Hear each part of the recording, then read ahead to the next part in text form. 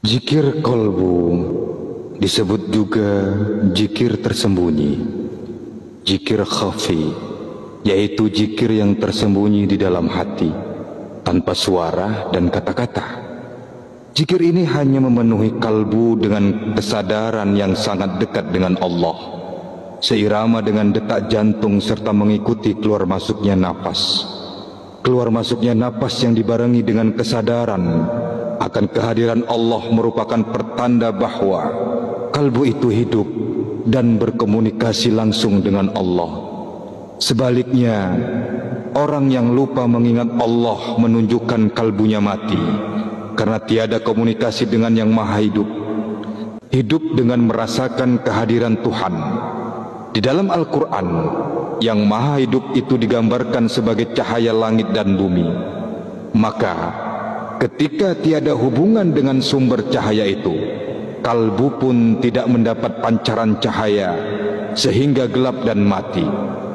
Al-Quran menggunakan istilah qalbi atau hati sebanyak 132 kali.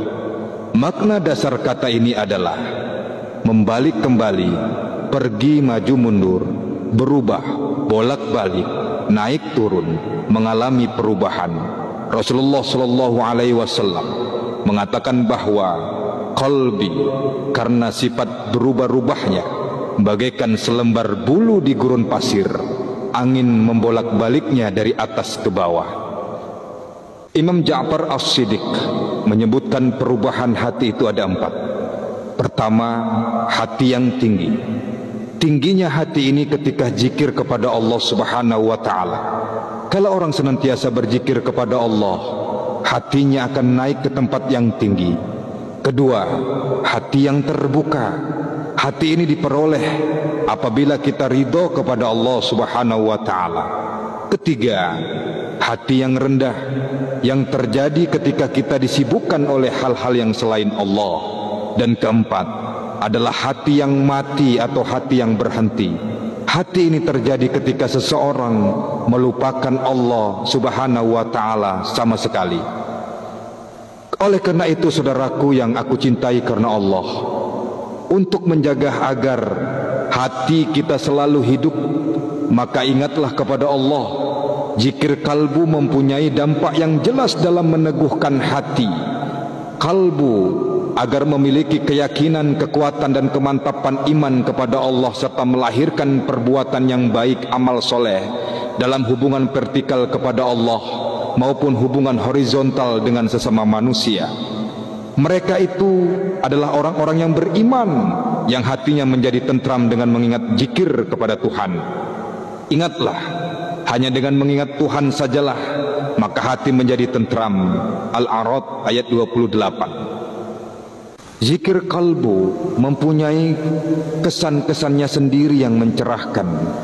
Ia menyulut api kerinduan kepada Allah, membina kecintaan kepada Allah dalam hati, melahirkan perenungan, melahirkan ekstase dalam diam, menimbulkan ketidaksukaan untuk terjerembab dan tenggelam dalam urusan-urusan duniawi, serta memungkinkan seorang penzikir lebih mengutamakan Allah Subhanahu wa Ta'ala ketimbang segala sesuatu selainnya.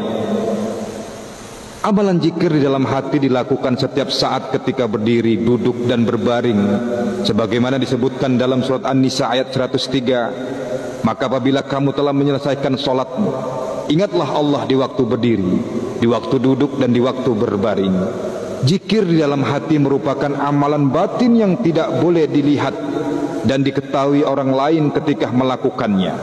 Ini merupakan amalan sir yang tersembunyi dari pandangan manusia, namun tidak pernah luput dari pengawasan Allah, sebagaimana disebutkan dalam surat Al-Mulk ayat 13. Dan rahasiakanlah perkataanmu atau lahirkanlah, sesungguhnya Dia Maha mengetahui segala isi hati.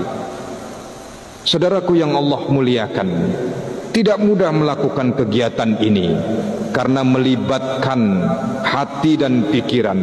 Bagaimana kita dapat mengendalikan hati dan pikiran untuk selalu berzikir, mengingat dan menyebut nama Allah setiap saat? Mengingat pikiran kita selalu bergerak dan berubah setiap saat. dalam 1 menit pikiran boleh berubah sampai puluhan kali. Tidak mudah menghentikan pikiran untuk tidak bergerak dan berubah. Kendala lain untuk melakukan zikir kolbu ini adalah setiap saat hati dan pikiran kita selalu dipenuhi berbagai masalah hidup yang kita hadapi. Saudara-saudaraku yang aku cintai, yang aku sayangi karena Allah, orang yang hatinya selalu berzikir pada Allah akan dibebaskan dari berbagai kesukaran, kesulitan dan kegelapan hidup. Hatinya selalu nyaman dan tenang. Dia boleh menyelesaikan berbagai masalah yang dihadirkan, yang dihadapkan dengan tenang, karena ilah selalu menyertainya dan menolongnya mengatasi berbagai masalah tersebut, agar kita boleh berzikir di dalam hati setiap saat tanpa terpengaruh oleh berbagai masalah kehidupan yang membebani hati dan pikiran. Perlu diadakan latihan yang intensif. Dan jangan lupa, saran kami sekali lagi, bertalkinlah kepada guru, mintalah bimbingan kepada mursyidmu. Wallahu alam bissawab.